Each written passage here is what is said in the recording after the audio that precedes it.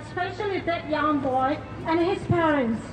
His Holiness the Dalai Lama respects other cultures, cares about other human beings' feelings, no matter where you're from. All the human beings like his brothers and sisters. That's why His Holiness has apologized, not because he has done something wrong.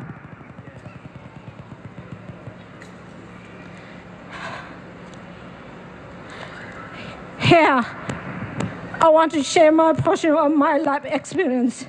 At the age of 13,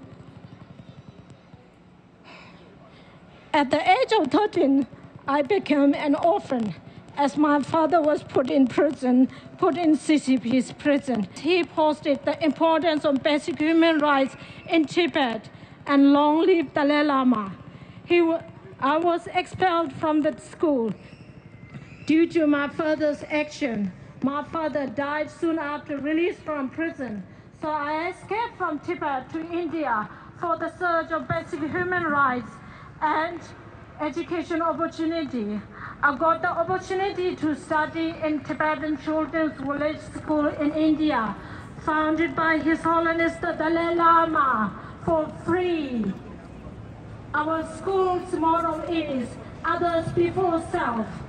This school became my second home.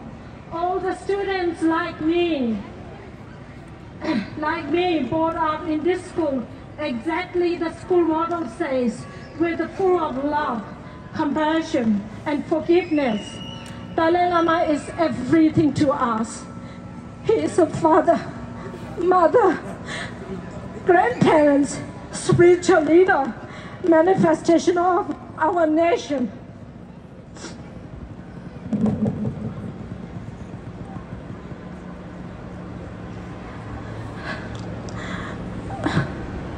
Your Holiness, our devotion and respect to you are forever strong, no matter how hard China's propaganda tried to defame you with false accusation.